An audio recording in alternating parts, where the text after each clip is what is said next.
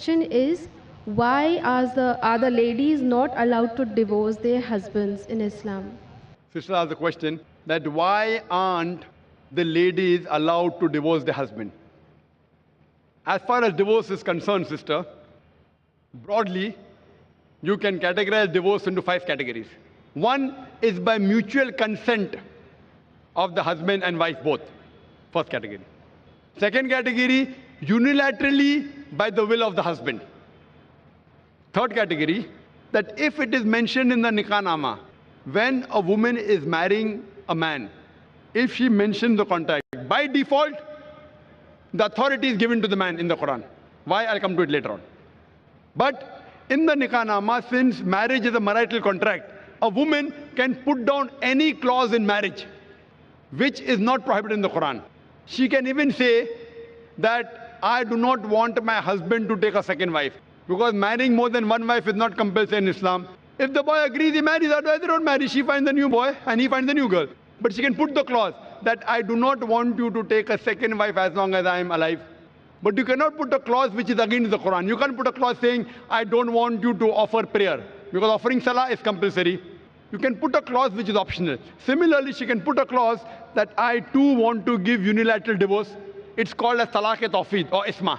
Third category. Fourth category is if she does not mention in the clause, but yet she wants divorce, she can request the husband, I don't want to stay with you. She can request the husband to give divorce. That's called as qala.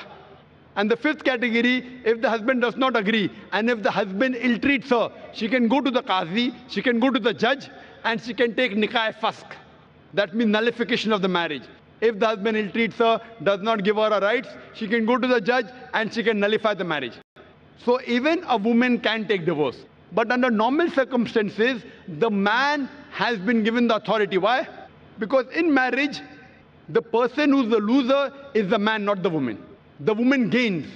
If you heard my talk last week on last Saturday, in the talk, Women's Rights in Islam, Subjugated or Protected, I mentioned that during marriage, the woman is on the receiving side. The Quran says in Surah Nisa, chapter 4, verse number 4, that give to the woman in marriage a marital gift, mahr.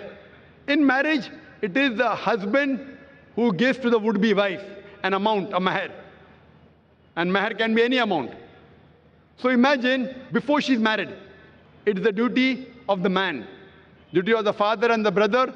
After she's married, it's the duty of the husband and the son to look after lodging, boarding, clothing, all financial aspects. And if divorce takes place, it's the duty of the parents to look after her.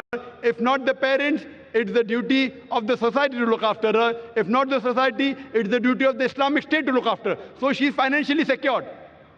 If divorce takes place, the man gives the divorce, he loses the mahr. But the woman, she's on the receiving end. Now, she has a chance to get married. Once she gets married, she gets new mahr. And the man, when he has to marry another woman, he has to give new mahr. If the full authority is given to the woman keeps on marrying and divorcing, then she will keep on gaining money. Who's the loser? It's the man. Almighty God even protects the man's status. Otherwise, I have to give a talk on man's rights in Islam. Because if a divorce takes place, man is more of a loser than a woman, financially and otherwise. Woman gets protection from the family, from the society.